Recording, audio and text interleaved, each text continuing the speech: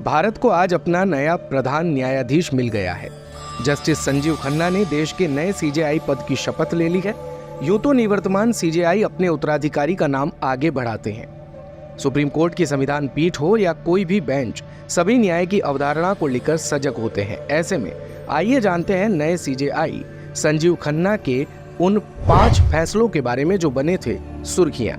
तो पूर्व CJI DY Chandrachud की जगह लेने वाले जस्टिस संजीव खन्ना को आर्टिकल 370 को निरस्त करने और दिल्ली के पूर्व सीएम अरविंद केजरीवाल को अंतरिम जमानत देने जैसे अन्य ऐतिहासिक फैसलों में शामिल होने के लिहाज से भी जाना जाता है। वो इलेक्टोरल बॉन्ड स्कीम खत्म करने जैसे फैसलों का हिस्सा रहे हैं। उनके उल्लेखनीय फैसलों में से एक चुनाव में इलेक्ट्रॉनिक वोटिंग मशीनों EVM के इस्तेमाल को बरकरार रखना भी था। इस मामले पर फैसला सुनाते हुए उन्होंने कहा था, EVM सुरक्षित उपकरण है जो बूथ कैप्चरिंग और फर्जी मतदान को खत्म करते हैं। जस्टिस खन्ना की अगुवाई वाली बेंच ने 26 अप्रैल को EVM में हेरफेर के संदेह को निराधार करार देते हुए पेपर बैलेट प्रणाली पर वापस लौटने की मांग खारिज कर दी थी।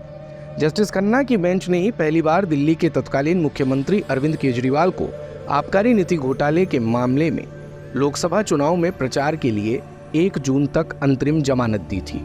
एक अन्य अहम फैसले में जस्टिस खन्ना ने इस बात पर जोर दिया कि कार्यवाही में देरी धन शोधन निवारण अधिनियम यानी PMLA के तहत बेल देने के लिए एक वैध आधार के रूप में काम कर सकती है।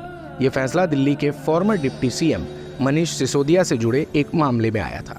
इसके अलावा तलाक को लेकर एक बहुचर्चित मामला भी उनकी कोर्ट में आया था।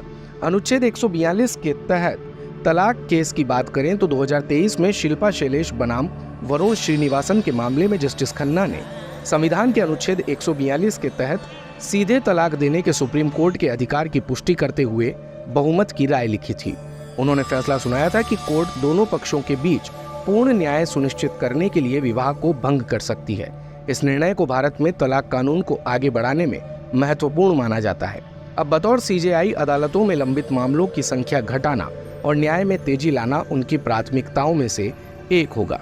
14 मई 1960 को दिल्ली में जन्मे जस्टिस खन्ना के पिता जज देवराज खन्ना दिल्ली हाई कोर्ट में जज रहे हैं। इसके साथ ही वो शीर्ष अदालत के प्रमुख पूर्व न्यायाधीश HR खन्ना के भतीजे हैं। उन्होंने दिल्ली यूनिवर्सिटी के कैंपस लॉ सेंटर से लॉ की पढ़ाई की। साथ ही वो राष्ट्रीय कानूनी सेवा प्राधिकरण नालसा के कार्यकारी अध्यक्ष भी रहे हैं। उन्होंने 1983 में दिल्ली बार काउंसिल और शुरुआत में 30 हजारी परिसर में जिला अदालतों और बाद में दिल्ली हाई कोर्ट में प्रैक्टिस की। इसके साथ ही उन्होंने आयकर विभाग के वरिष्ठ स्थायी वकील के रूप में भी लंबे समय तक काम किया। साल 2004 में उन्हें दिल्ली के लिए स्थायी वकील सिविल के रूप में नियुक्त किया गया।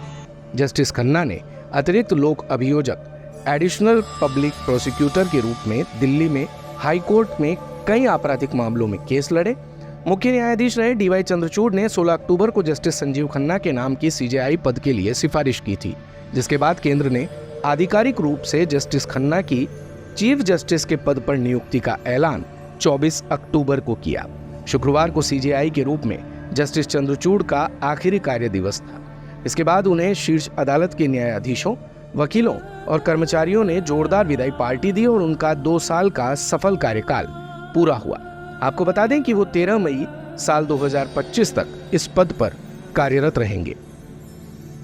दिन भर की सारी अपडेट्स के लिए सब्सक्राइब करें भारत कवरेज को और हाँ, बेल आइकन दबाना ना भूलें ताकि आप रहें अपडेटेड हमेशा।